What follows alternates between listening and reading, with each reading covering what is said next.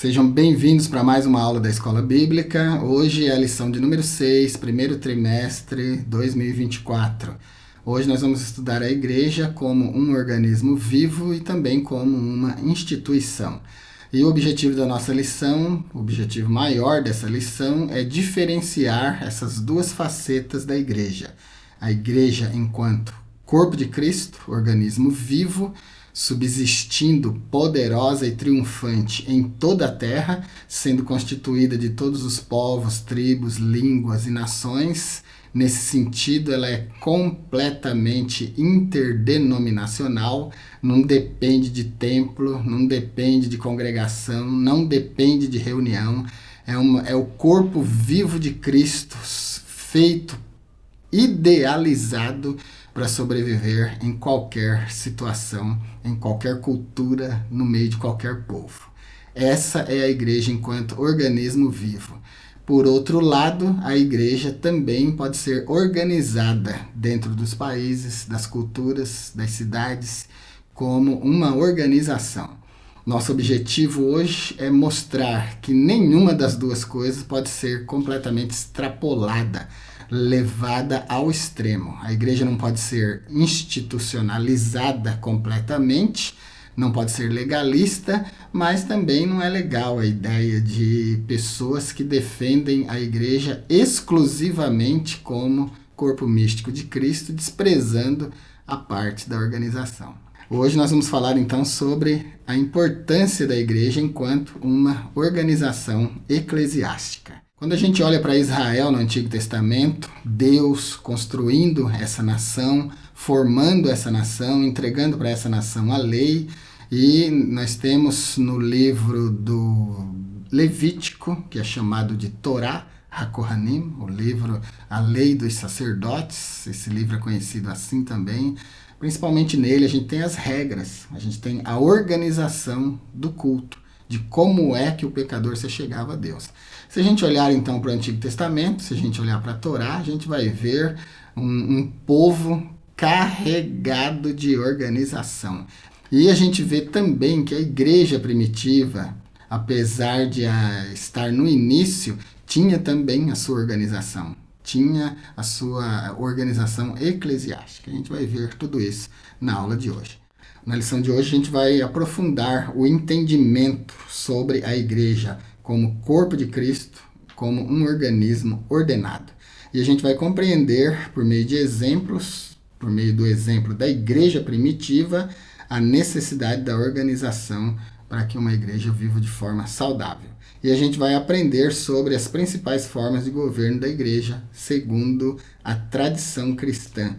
E vamos ver aí qual que é o modelo que a maioria das igrejas usa aqui no Brasil. Principalmente as Assembleias de Deus, que são elas que distribuem a revista, né? Então ela vai mostrar aqui na lição de hoje qual é o modelo organizacional que ela usa. Embora nenhuma organização humana seja perfeita, mas toda reunião de pessoas, todo grupo, toda socialização, toda instituição precisa de organização. Onde a gente reunir mais de duas pessoas, a gente vai precisar de regras, vai precisar de organização. O ser humano é um ser gregário, significa que ele vive unido, que ele tende a se reunir. Inclusive, os seres humanos se reúnem por classe social, por nível financeiro, por nível intelectual, por afinidade. As pessoas tendem a se reunir dessa forma. E toda vez que a gente reúne pessoas, a gente vai precisar de regras. Porque cada um tem uma cabeça, cada mente é um universo, cada pessoa é uma pessoa. Pensa do seu jeito, age do seu jeito. E para viver em grupo não dá para cada um ficar vivendo do seu jeito. Então precisa de regras. É por isso que a gente sempre acaba criando uma instituição quando a gente reúne pessoas. A Igreja de Cristo, ela é um organismo porque ela subsiste no nível espiritual. Todos nós fazemos parte do corpo de Cristo, que é a igreja. Então eu, você, todos os crentes do mundo, nós somos a Igreja de Cristo. Nesse sentido, a organização não é necessária, porque cada um está vivendo ligado em Cristo no seu próprio ambiente. Imagina Cristo aqui aqui no topo e todas as pessoas ligadas nele. Imagina como se fossem cordinhas ligando as pessoas, ligando eu, você, cada um dos sei lá quantos, talvez 2 bilhões de cristãos no mundo, mais ou menos isso. Então, imagina todas essas pessoas ligadas em Cristo. Isso aí é o corpo de Cristo, corpo místico, é uma figura, tá bom? A igreja é o corpo de Cristo. Nesse sentido, não vai precisar de instituição, de organização, porque cada um está vivendo sua vida no seu lugar e está ligado pelo comum que é Cristo. Cristo é o comum em nós, é aquilo que nós temos em comum, Cristo e suas regras. Então, nesse sentido, não necessita de uma organização. Você, enquanto corpo de Cristo, eu, enquanto parte do corpo de Cristo, a gente pode viver sem uma instituição. Mas quando a gente decide se reunir num lugar para adorar a Deus, aí precisa de regras. Isso aí é inevitável, não adianta querer fugir disso, né? Tem gente que fica criticando isso, querendo fugir disso, mas não dá, não tem como. Reunir pessoas precisa de organização. O comentário da lição de hoje aborda 2 palavras importantes que eu quero colocar aqui já nessa introdução, que é institucionalismo e legalismo. O institucionalismo eclesiástico, ele enfatiza a estrutura, a hierarquia e as normas e rituais da igreja. É para isso que existe a instituição, para normatizar, para regrar. Como eu já falei, sempre que a gente reúne várias pessoas, a gente tem vários pensamentos, vários comportamentos. E é importante, aliás, não é importante não, é necessário colocar regras boas para todas as pessoas. Aquelas regras que a gente acha que são importantes para uma boa vivência em grupo, em sociedade. E é aí que entra a institucionalização. Muita gente já tentou formar um grupo e no final não gostava de institucionalização, aí começa um grupo e de repente percebe que esse grupo começa a forçar uma institucionalização. E aí acaba por virar uma igreja padronizada, do jeito que vocês conhecem, com regras, com normas, com dogmas, porque é assim o ser humano. Isso aí é necessário e é inevitável. A igreja, então, ela tem 2 lados. Por um lado, ela é um organismo vivo, ela é o corpo de Cristo, ela é a ideia arquétipa, a ideia perfeita de Deus para o seu povo. De forma que ela, como organismo, pode subsistir dentro de qualquer cultura, no meio de qualquer povo. Ela consegue misturar níveis de inteligência, consegue misturar níveis de educação, de classe social, consegue misturar pessoas de cores diferentes, de culturas, de costumes diferentes. A igreja, enquanto organismo, ela faz esse milagre. Agora, a igreja, enquanto organização, não. Ela é completamente burocrática, ela é humana. A organização é o lado humano da igreja. E, enquanto organização, ela enfatiza a estrutura do corpo, a hierarquia do corpo e as normas e regras para o ritual. Isso não é completamente ruim, se não for exacerbado, né? Se não for extremizado.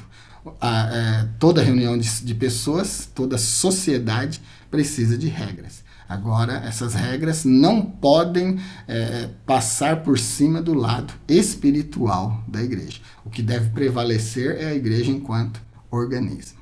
Então, institucionalização eclesiástica é isso. A parte do corpo de Cristo que cuida da estrutura, da hierarquia, das normas e das regras para o ritual. E a outra coisa que isso é bom e isso também pode ser perigoso. Vai depender de como se administra isso. E a outra coisa importante que a gente precisa prestar atenção, que é uma coisa prejudicial, mas que acontece quando se reúnem pessoas, e pessoas principalmente dentro de uma estrutura, é o legalismo. O legalismo é aquela tentativa do ser humano de se aproximar de Deus, de agradar a Deus e até de reivindicar coisas de Deus pela letra da lei, pelas regras. Muitos cristãos não dizem assim, eu faço isso, então Deus tem que me dar isso. Isso aí é legalismo. Os fariseus, os escribas, os doutores da lei eram muito legalistas. Eles viviam muito com base na lei de Moisés, sempre seguindo ali à risca aquelas regras, mandamentos contados, uma coisa mecânica, mecânica mesmo, uma tentativa de servir e de agradar a Deus e de se salvar de forma mecânica. Aí quando Jesus vem mostrando uma nova faceta do serviço a Deus, que é o amor, a graça e a misericórdia. No caso da mulher adúltera, por exemplo, a gente vê o legalismo em contraste com a graça. A gente vê a mulher sendo condenada pela lei de Moisés e pelos seus defensores, e a gente vê a mulher sendo absolvida pela graça e pela lei de Cristo. Ali a gente tem a lei de Moisés e a lei do amor. Ali a gente tem a lei e a graça. Então, ser legalista não é bom. A instituição, como ela gera regras e ela tende a mecanizar o sistema, ela engessa o sistema quando a gente compara com a graça. A graça é uma coisa extraordinária, né? Na graça a gente vive de forma livre, não livre para pecar, tá? Livre para servir a Deus. A liberdade que a graça traz não é a liberdade para o pecado, é a liberdade da lei. A lei era um tipo de escravidão. A lei, ela regrava regrava o nosso pensamento, nossas ações, modo de viver, de vestir, de comer, tudo.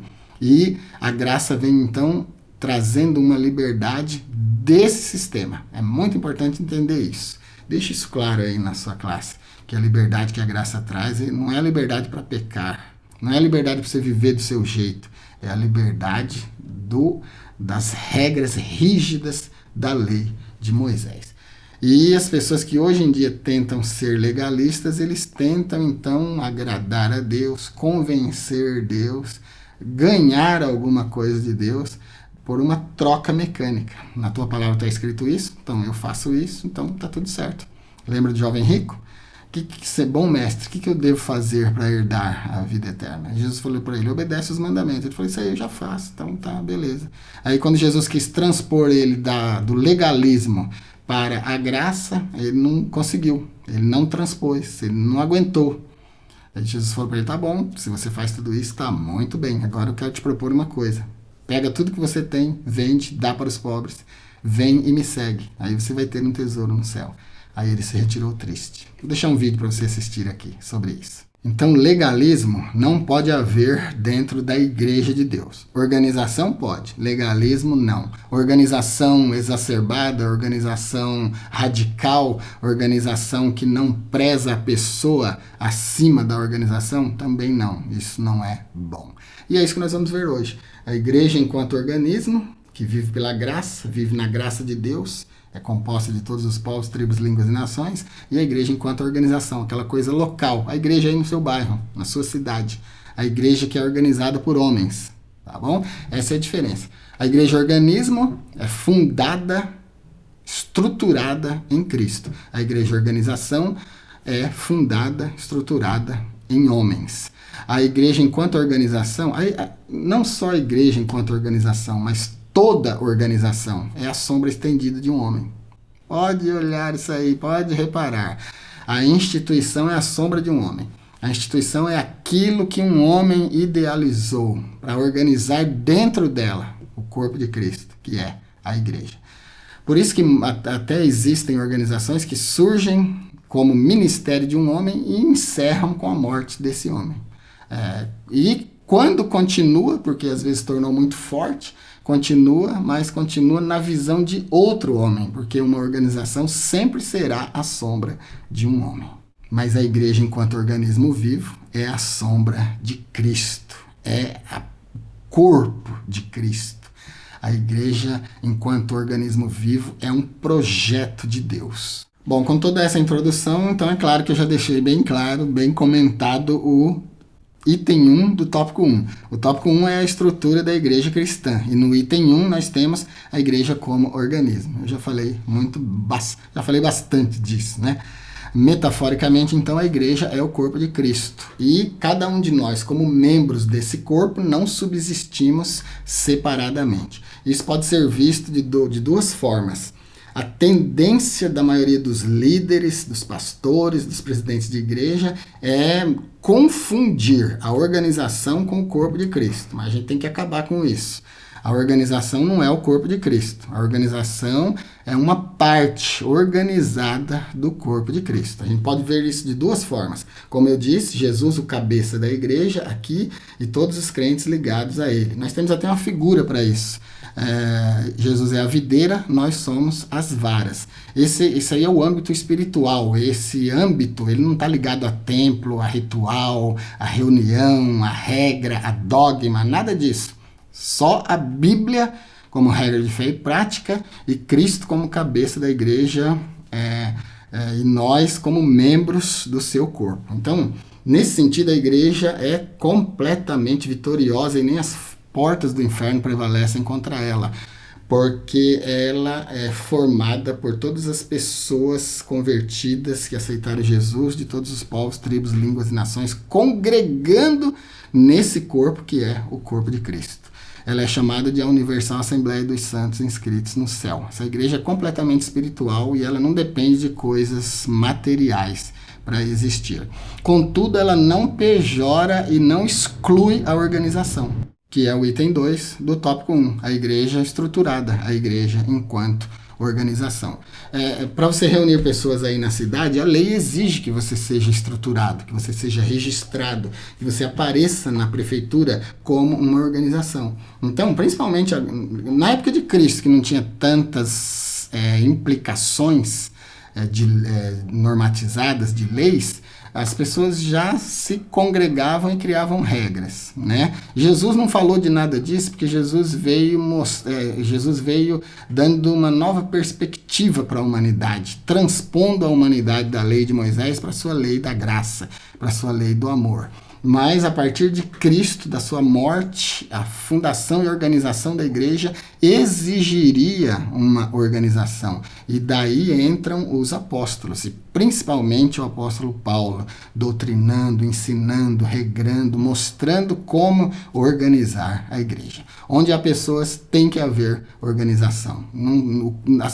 As pessoas não subsistem no caos. Não é possível reunir pessoas no caos. É preciso que haja regras, leis, normas. Isso é a organização, é o item 2. E a gente vê a organização tanto lá no povo de Israel, no Antigo Testamento, Deus regrou tudo bonitinho ali, né? O Levítico, como eu falei, um livro também chamado o Vaikra, no hebraico, e é também conhecido pelo povo judeu como Torá HaKohanim, a lei dos sacerdotes, a lei dos sacerdotes. Tinha regra para tudo. Tinha regra para se apresentar a Deus. Não vou gastar tempo falando disso aqui, porque você sabe. E a igreja primitiva também apresenta as suas regras.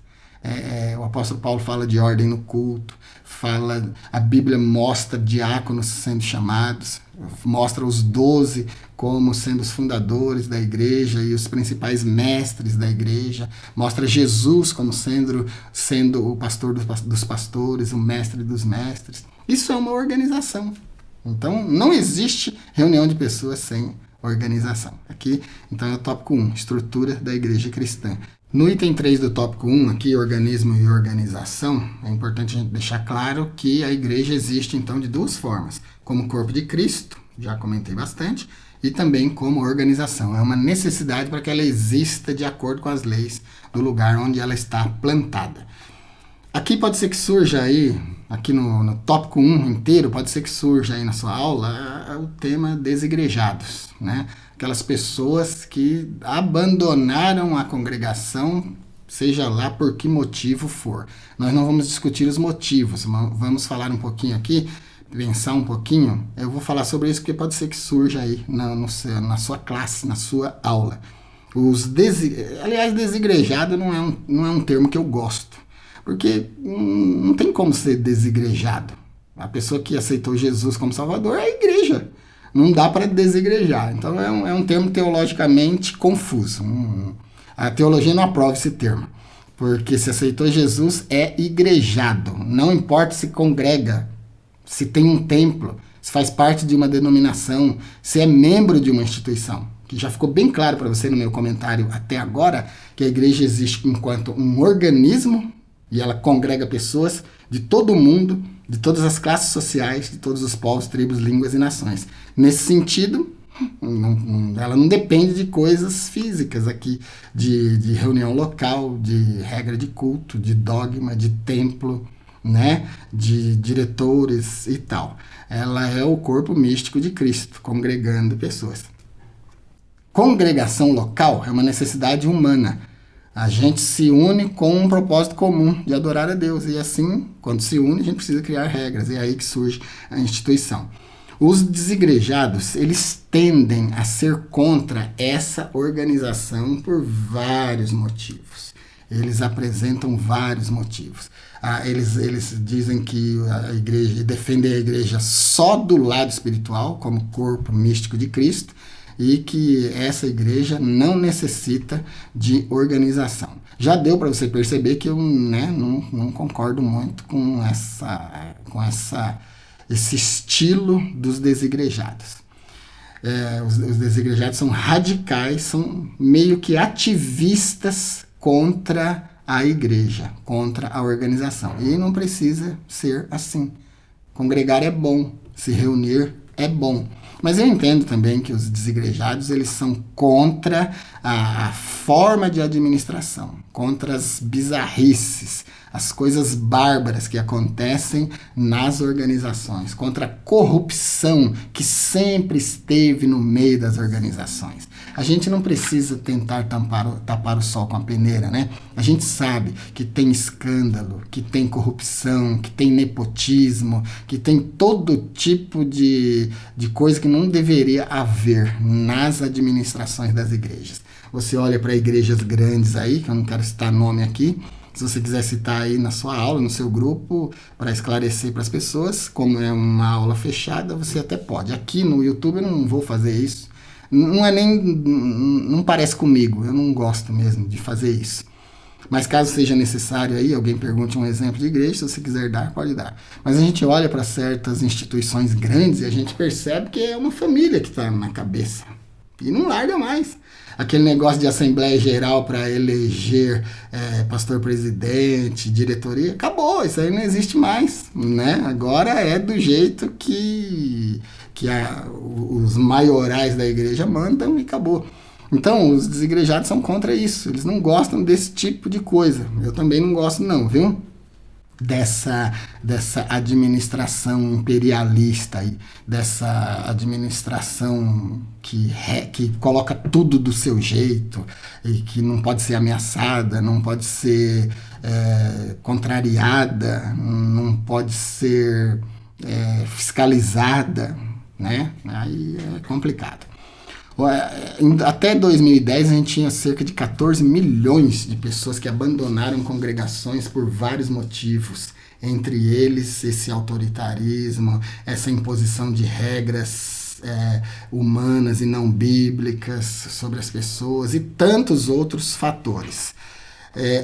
Só que os desigrejados precisam tomar, lembrando que eu não concordo com o termo, tá bom? Eu acho que não é desigrejado, eu acho que deveria, em muitos casos, ser, eu acho que o nome certo deveria ser crente sem denominação, porque às vezes a pessoa deixa a denominação, mas ele continua sendo crente, não se rende ao pecado, continua servindo a Deus, continua numa vida regrada com Deus, né? Então, não acho que o termo desigrejado cobre todo esse número de pessoas que está fora da igreja. Hoje o número chega a quase 20 milhões de pessoas que por algum motivo abandonou a congregação, não abandonou Jesus.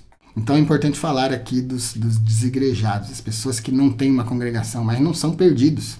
Essas pessoas não são, elas não foram abandonadas, rejeitadas por Deus, porque elas não deram lugar para o pecado nas suas vidas. Elas simplesmente saíram do sistema, que elas não aprovaram por algum motivo. Tem um tipo de pessoa que é desigrejada, ela não pertence como membro de uma congregação, mas ela congrega de vez em quando. Ela visita a igreja, ela gosta de se reunir, mas ela não compactua com certas regras da igreja, né? Isso daí ele é mais ou menos desigrejado. Aí a gente tem aquele que a gente pode chamar de desigrejado passivo. Essa pessoa ela sofreu um dano na igreja, ela sofreu uma decepção na igreja que praticamente a colocou para fora da igreja. Ela não queria sair, mas foi forçada a sair por algum motivo. Esse daí é um segundo tipo de desigrejado. Tem aquele desigrejado que pacificamente não concorda com as regras, saiu, mas de vez em quando ainda congrega, porque gosta da reunião, gosta das pessoas, gosta dos irmãos. Ele tem preferência até por uma igreja local. Tem esse que foi expulso, foi jogado para fora. Tem isso sim, tem isso daí no meio das igrejas. Acontece muita coisa que obriga as pessoas a saírem de dentro da igreja. Se você não tem essa experiência, não deveria criticar quem já viveu e vive nessa experiência, porque você só vai saber quando acontecer com você. E existe o desigrejado ativo mesmo, aquele que é ativista, aquele que é legalistamente contra a instituição e milita contra a instituição. Isso daí é o verdadeiro desigrejado. Então, só esse comentário aí sobre os desigrejados, porque se acontecer aí na sua sala, talvez você encontre aqui no meu argumento alguma coisa para falar aí na sua igreja. O povo cristão é comparado com ovelha, e ovelha é bicho gregário, ovelha é bicho que se reúne, ovelha é bicho que anda encostado um no outro, sentindo o cheiro um do outro, e crente é assim também, crente metaforicamente é ovelha, e ovelha é bicho que se esbarra, né? Que anda se esbarrando um no outro, anda ali grudadinho um no outro. Então, é por isso que Jesus escolheu essa figura de um animal inocente, um animal inofensivo e um animal gregário que vive reunido. Essa é a maior característica da igreja, viver em grupo. A igreja é um corpo, tá bom? Por um lado, e é uma organização por outro. Se a gente confundir essas duas coisas, a gente causa confusão. Tem que separar organização de organismo. Organismo é a igreja viva. Organização, a igreja instituída, as regras da igreja instituída por homens. Então a igreja tem o lado humano, tem o lado divino, que podem conviver perfeitamente. O tópico 2 eu não vou comentar, que já está dentro de todos os comentários que foram feitos até agora. A igreja como organismo vivo e organizado. Todo organismo vivo é organizado, tá bom? Não tem como ter organismo vivo sem uma certa organização. Aí a igreja no seu aspecto local é a igreja aí onde você congrega, a igreja local.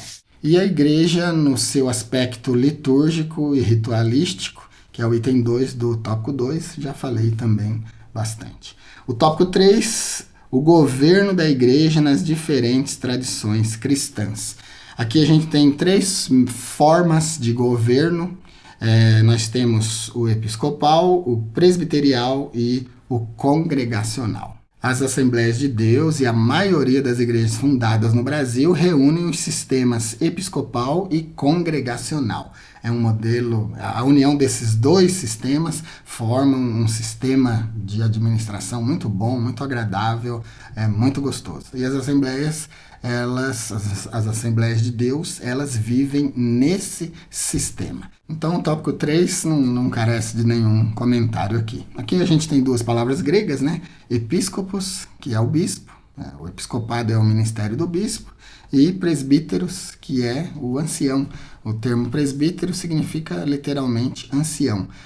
Esse termo ele sofreu uma semantização ao longo do tempo. A semântica é a adaptação de sentidos de uma mesma palavra ao longo do tempo. Uma palavra pode mudar de sentido ao longo do tempo.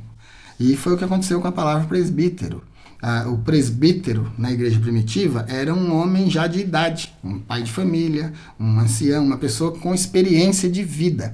Por isso que o apóstolo, por isso que a Bíblia diz para escolher entre os anciãos as pessoas que tinham tais qualidades, que fosse bom marido de uma mulher, que trouxessem os filhos em sujeição, que tivesse uma família boa, organizada, de testemunho, para poder liderar na igreja. Então, o presbítero da igreja primitiva era realmente um homem já de idade, um ancião. Inclusive, o apóstolo, ele escreve assim, o ancião a eleita. Ele está falando dele mesmo, é o presbítero, o homem que já tem idade, tem experiência de vida. Hoje em dia isso semantizou, isso mudou. Hoje a gente vê um rapaz de 25 anos sendo presbítero. Hoje a gente vê um rapaz com essa idade sendo pastor. Foi o meu caso. né? Por necessidade na igreja. Então, o termo sofreu uma semântica. Se fosse do ponto de vista legal do dicionário grego, só poderia ser presbítero se já tivesse barba branca e cabelo branco. Senão, não poderia. Porque um jovem não é um presbítero, do ponto de vista do dicionário. Mas do ponto de vista ministerial, isso mudou.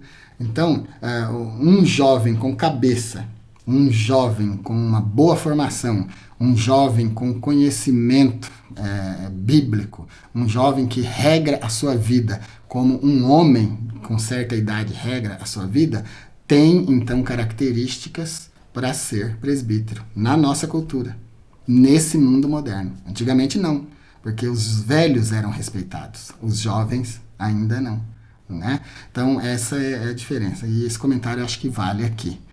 Como era o presbítero antigamente, como é o presbítero hoje. O presbítero antigamente era uma condição de vida. Era um homem com certa idade que tinha experiência de vida e podia deixar algum legado, passar algum exemplo, servir de modelo. Hoje em dia é um ministério. Antigamente uma condição de vida, hoje em dia um ministério. Hoje em dia um jovem pode ser presbítero. Não literalmente, mas agir como um, né? Um jovem pode agir como um ancião agia antigamente, exercendo sua função no ministério da igreja. Bom, é isso por hoje então. Espero que esses comentários, esse subsídio ajude você aí na sua aula, na aula de número 6. Se você está gostando do que nós estamos fazendo aqui, se você está gostando dos nossos comentários, das nossas ajudas, pode deixar um comentário educado aqui, vai ajudar bastante o seu feedback. Se inscreva se ainda não se inscreveu, e se quiser nos ajudar ainda mais, se torne membro. Você pode ser membro do nível 1, que é Parceiros do Maná, você vai ter vídeos exclusivos. Você pode ser membro do nível 2, que é o Maná Escondido, você vai ter vídeos, aulas e cursos exclusivos. E você pode ser membro do terceiro nível, que é o nível Consultoria. Nesse nível você tem tudo dos níveis anteriores e ainda pode falar direto comigo. Você vai ter o meu número de telefone e vai poder fazer a sua consultoria diretamente comigo.